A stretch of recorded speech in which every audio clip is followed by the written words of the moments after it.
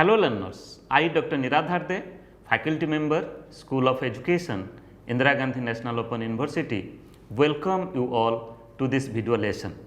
Today in this session, we are going to discuss one of the very pertinent issue, pertinent title, pertinent theme, that is ICT for assessment, the use of information communication technology for assessment.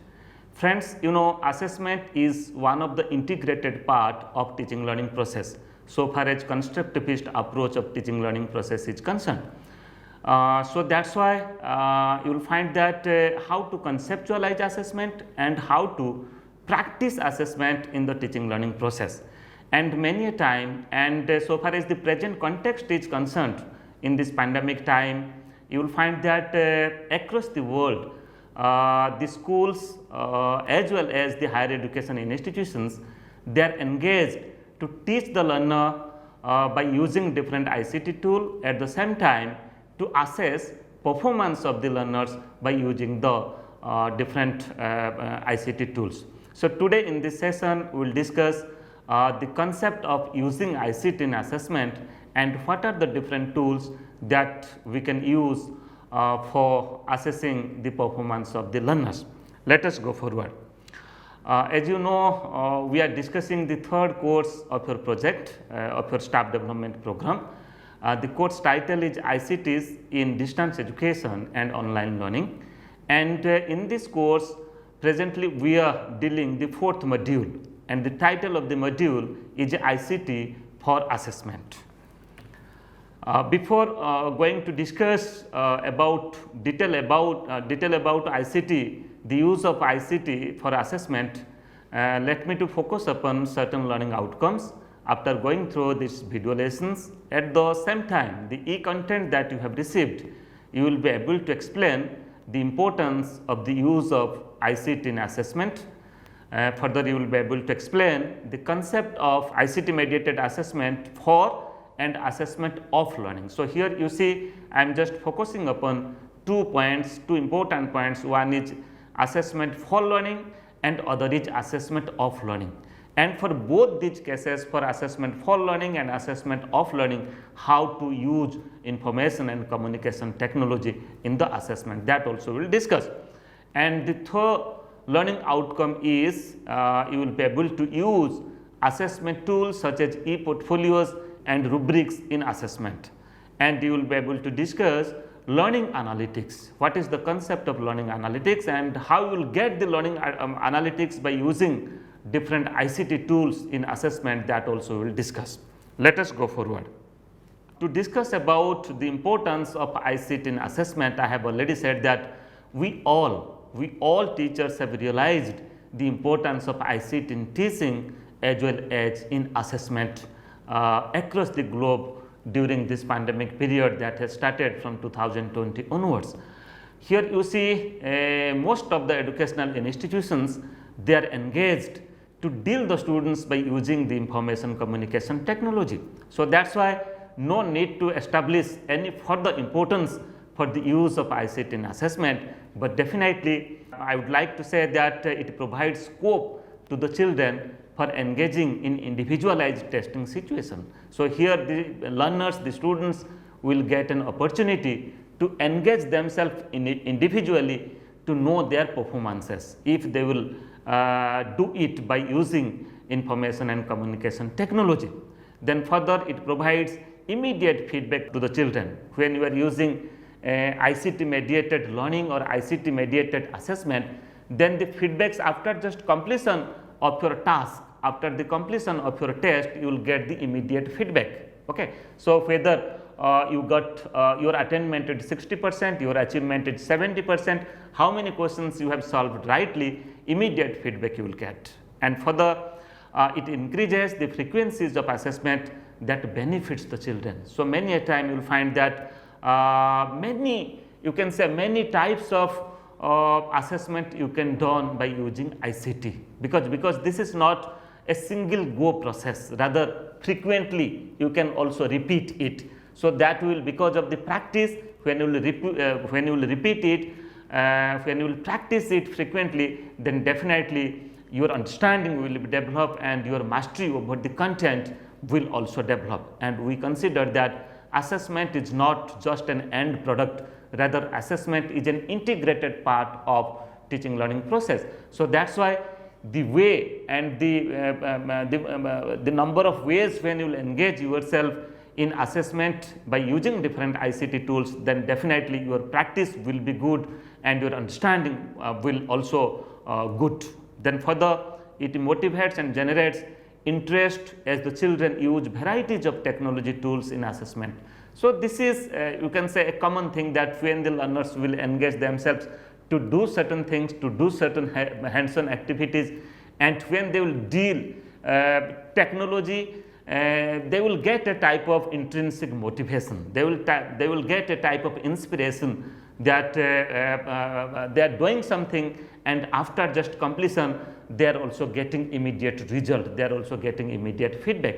So that's why the motivation level of the learners will increase by using ICT in assessment. And further we can say it is cost effective, and one can also, after just it involves few skills only, limited skills only. Once you are able to do it, then definitely you will enjoy it, and you can also say that it is a cost effective method. Let us go forward to understand more importance of ICT in assessment. It emphasizes the principles of one time and one space in learning and assessment. So you can do it at your own time, you can do it at your own pace. If you are at the educational institutions, if you are in your job field, if you are at your home, you can just do it, because it provides flexibility to the learners to assess themselves, okay, by using varieties of tools, by using varieties of tests, by using the technology, by using the ICT. And further, it develops higher order thinking skills and digital literacy skills among the children, because when you will do such things, you will be dealing you can say certain gadget, you will be dealing certain applications. So that's why digital literacy skills you will also develop simultaneously. And further, the problems of access and quality are minimized. The problems that we are discussing across the globe, that so far as different countries are concerned, there is the problem of accessibility, there is the problem of quality in content, there is the problem of quality in instruction, there is the problem in quality in assessment. But friends, when we use ICT tools in assessment, then definitely that problems will be minimized, because it will be in your hand. You can do it at your own time and one pace. And further we can say that it caters multiple audiences who differs in different mental traits. So it caters a below average learner, average learner, at the same time middle above average learners also, and the learners, those are coming from varieties of background, you can say from diverse background. So that's why ICT will also help them equally. So achieving equity and equality is also possible when we use information and communication technology, especially in teaching as well as in assessment.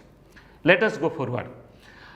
When we talk about ICT mediated assessment, I will here focus upon three important aspects of learning and assessment. First is assessment of learning, the concept of assessment of learning, and the second is assessment for learning, and the third is assessment as learning. So friends, so far as constructivist approach of teaching and learning as well as assessment is concerned, our major focus is upon assessment for learning as well as assessment as learning. And so far as behavioristic approach of teaching and learning process is concerned, the assessment process that we use, that is assessment of learning. Let us try to understand the very concept of these three aspects: assessment of learning, assessment for learning, and assessment as learning, because somehow it is related with the use of ICT. Let us go forward.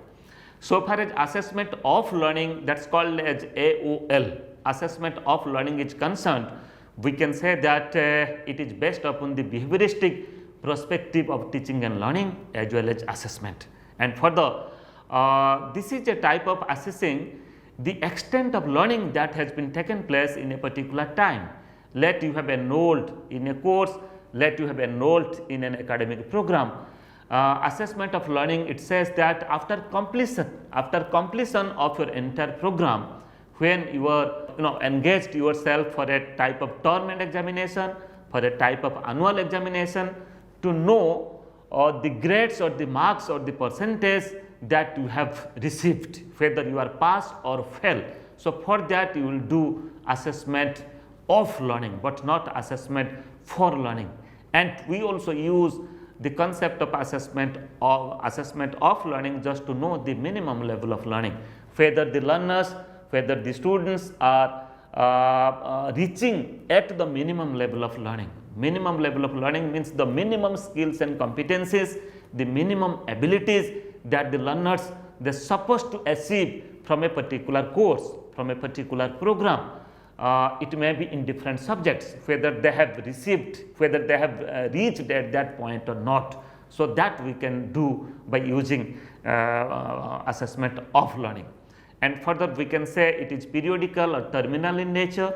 It supports summative evaluation. Summative evaluation means the evaluation that we do after completion of the entire term, after completion of a semester, or after completion a program or a year of study. So, that is summative in nature, means that we do for the gradation purpose, that we do for certification purpose. And this is the end product of learning, that what you have achieved after completion of a program, that we can do by doing the assessment of learning. Then I have already said that it happens after completion of teaching. Then here the feedback that we receive by using assessment of learning, feedback we receive very late. That is why hardly that helps the learner for further improvement. And to understand about assessment for learning, I have already said that it is based upon the constructivist approach of teaching and learning process. And here the process aspect of learning is given importance, means how learning is taking place by the learners, by the students. Okay, how far they are competent, how far they are able to exhibit themselves, to expose themselves, to deal certain issues. Okay, and to participate in different debate, in different discussion, and in different activities also. And further we can say that it expresses how learners learn. So, what is the process of learning, how learners learn, then accordingly we have to design the assessment practices, and here we have to use the information and communication technology. And here you see, so far as assessment for learning is concerned, descriptive indicators are given importance about the performance of the learners. Descriptive indicators means it is not only in quantitative terms, rather you can say it is in terms of quality. Okay, that means what are the different aspects, what are the different competency level that the learners have already achieved, and what are the different competency level the learners have not achieved. So, that you can do by using assessment for learning. And assessment for learning is mostly done through formative and diagnostic evaluation, okay, because it is integrated with teaching and learning process.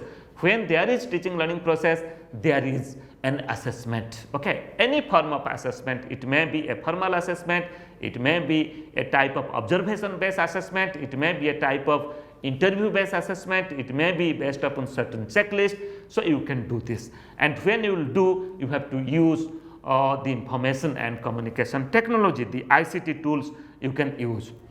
To understand more about assessment for learning, I can say that this is a type of continuum, means it is a type of continuous process, means when there is teaching, there is assessment.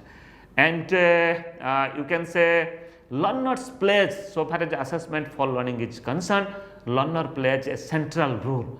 And here various assessment tools and techniques that you can use for in assessment for learning, and it helps the learners for enhancing their learning by active participation. Here I am saying that you have to use this concept, that is assessment for learning, for that is for enhancing the learning of the learner. This is not only to grading the learner, this is not only to certify the learner. This is not only to provide certain percentage to the learners, rather you can use this for enhancing their learning. Means when the learners will engage themselves by using different ICT tools for assessing themselves, then definitely they will enhance themselves, or they will able to learn new concepts, they will develop new understanding, they can construct new knowledge within themselves. And it also helps the learner achieving equity and equality. In a classroom, you will find that the learners are from different abilities, from different background, from different diverse backgrounds. So that's why if you use varieties of tools and techniques by using ICT, then definitely you have to achieve equity with equality. And the role of teacher, so far as use of ICT in assessment for learning is concerned, the role of teacher is just like a facilitator, just like a guide, just like an initiator, or just like a motivator. But the central position, the learners will get the central position. And the third concept that we use so far as assessment is concerned, that is assessment as learning, AAL. So here, when the learner personally involved in the teaching learning process as well as in assessment, that means the learners will involve themselves in self-assessment. So when they will involve themselves in self-assessment by using any ICT tool, then they will find out what are the gap of the learning, what are the shortcomings, what are the problems, what are the difficulty areas for the learners. So that's why they will get self-motivated, then accordingly they will try to solve their difficulties. Let us go forward. So here you see on your screen, you might be now watching that the role of teacher in ICT enabled assessment. So here I have just given importance, that is the TPAC model. TPAC model, that is the technological pedagogical content knowledge. Here you see this portion, technological pedagogical content knowledge, TPAC, this portion. So to practice or to understand the TPAC model, first of all we should understand about the three different aspects. One is the technological knowledge, other is the content knowledge, and third is the pedagogical knowledge. And here we deal these two aspects, technological knowledge and content knowledge. We can say that this portion is technological content knowledge. That means you are good in technology and you are using technology for understanding content. And for content and pedagogy, content knowledge and pedagogy, that's called as pedagogical content knowledge. That means you understand the content and you also understand the pedagogy. That means you are using the right pedagogy for transacting the content. That's called as the pedagogical content knowledge. And further we can say this point, it is technological knowledge and pedagogical knowledge. It means technological pedagogical knowledge. You know the pedagogy, and for transacting that pedagogy you have to use technology. So that is the ICT base, that how far you are inclined, how you understand to use the technology so far as assessment is concerned. So that's why in different pedagogy, in different subject, the pedagogical practices are different, and you cannot say that a single technology can be useful for a single pedagogy in a particular subject. So that's why technological pedagogical knowledge, that's called as TPK. So that is also important. And when we combine all these three concepts, technological knowledge, content knowledge and pedagogical knowledge, that's called as technological pedagogical content knowledge. So friends, it may be content, it may be pedagogy. Only knowing the content is not enough, only knowing the pedagogy is not enough. Rather you should know that how to transact content by using right pedagogy with using appropriate technology. So that is it is the time that how to use the appropriate technology for transacting the content by using right pedagogy. So what is the role of the teacher? So that's why a teacher should understand about the use of technology and understand about different ICT tools. Let us go forward to understand about the very role of the teacher in ICT enabled assessment. First of all, it decides the content and topic to be assessed. Teacher will decide that what content and topic to be assessed.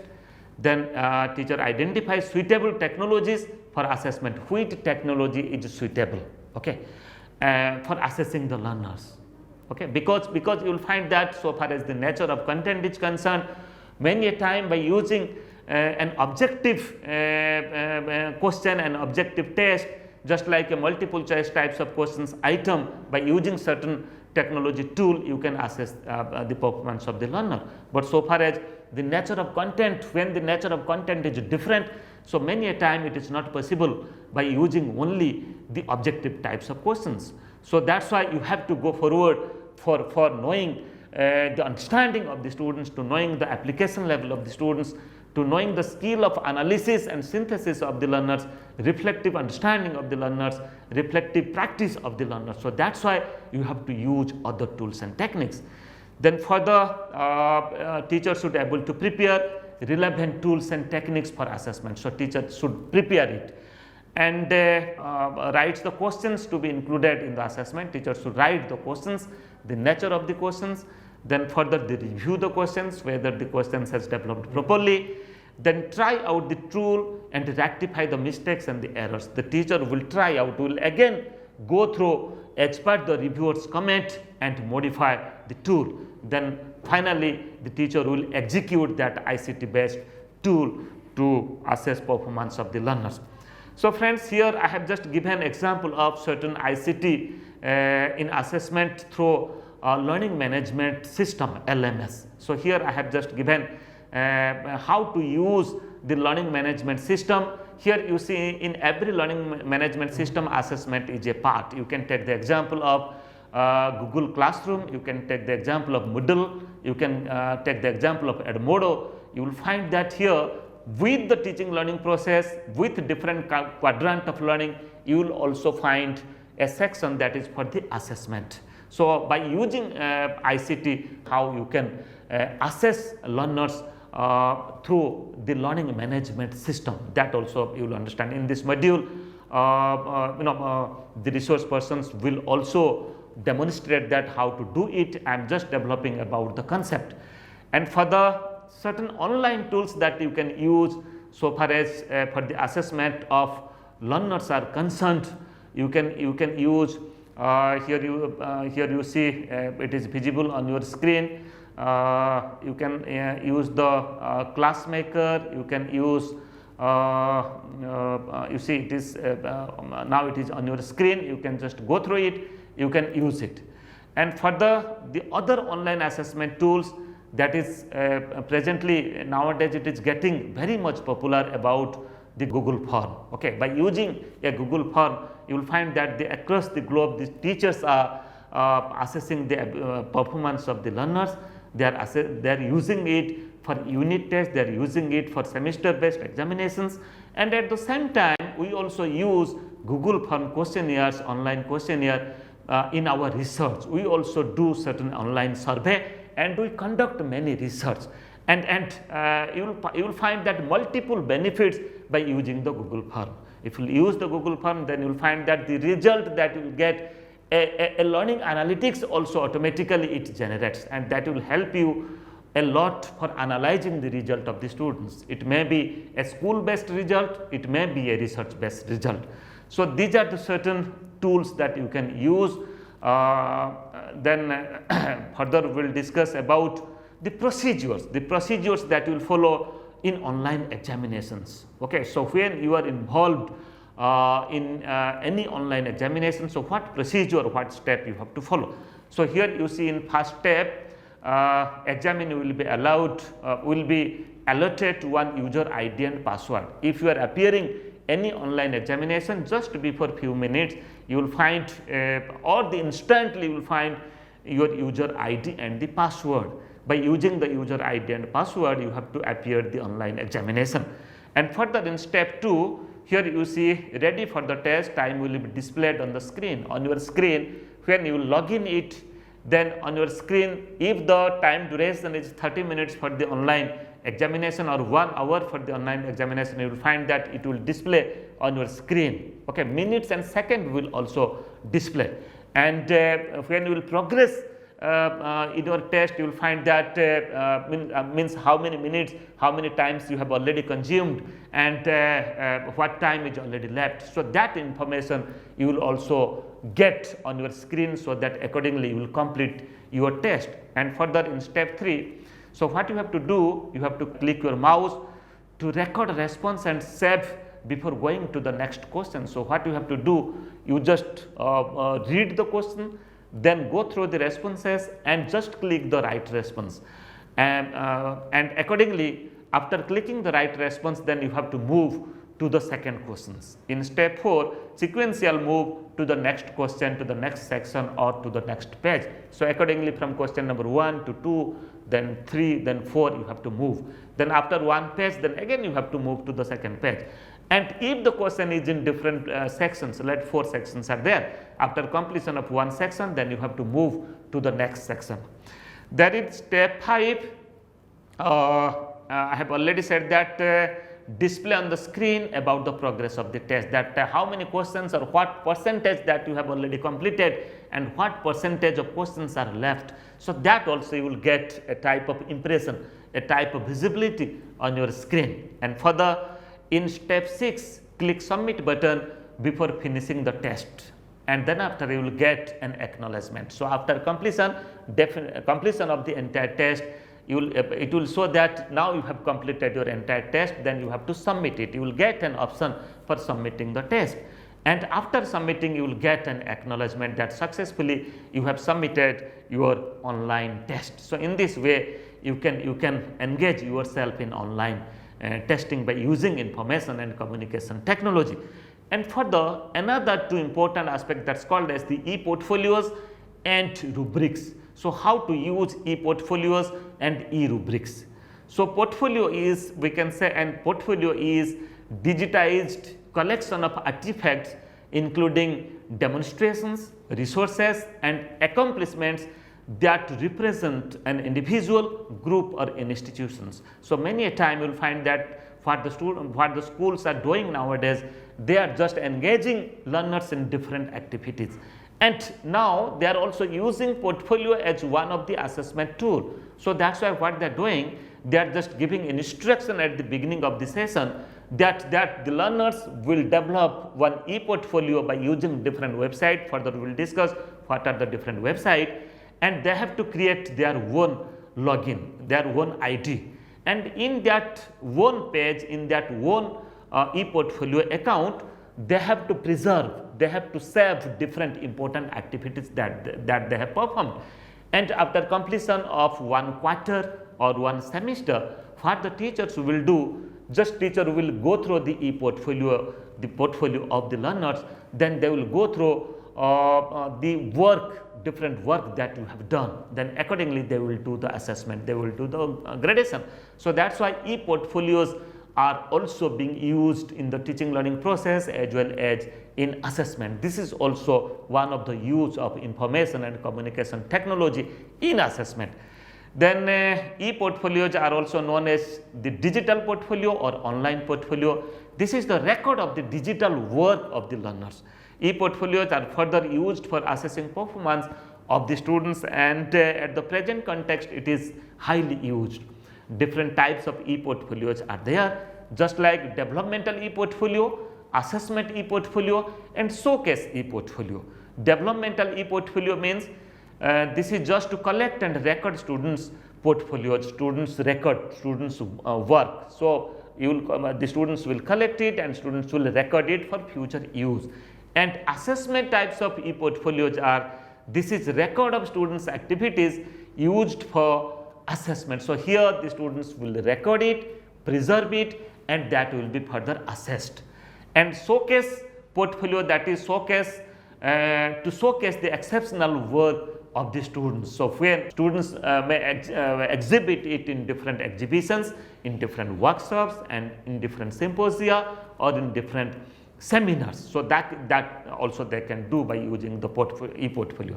So here you see e-portfolio is the collection of artifacts that may include the video lessons or the video programs that you have developed in YouTube, then the digital images that you have created, then the Google Note, the work that you have done by using the Google Notebook, then the digital audio, video clips, then the documents that you have developed by using the Google Documents. Okay, that includes the work in your Word file, in spreadsheet, at the same time in PowerPoints and in other aspects. So you have to preserve it, you have to keep a record in your account in e-portfolio, and you have to use it for the purpose of assessment.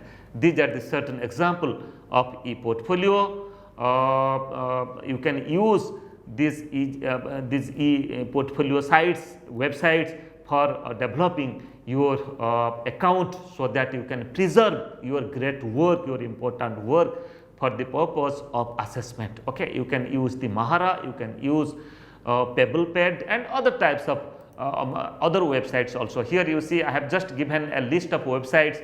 Here you see www.rcampus.com, then pabblepad.co.uk, then portfoliogen.com, then mahara.org. Then accordingly other websites you can use for developing your account for e-portfolio, especially for assessment purpose. Then now we will focus, now we are at the end part of our presentation, we will focus upon E-Rubrics. So what is an E-Rubric? First of all, a rubric is an unified criteria for students' work that includes description of the level of performance. This is not simply describe the performance of the learners in terms of marks or grades. Rather this is a type of narratives, this is a type of description. Means you have to describe the abilities of the learners, the competency level of the learners, that what are the different skills, what are the different competencies the learners have already achieved, and what are the different skills and competencies the learners have not achieved. So that's why by using one E-Rubrics you can do this. Further we can say that a rubric will have few set criteria for description. So what are the different criteria for description? Then accordingly you have to develop your rubrics. Rubric is more descriptive in nature, such that the skills to be evaluated are described in various levels, and that the level of the student is identified for that particular skill.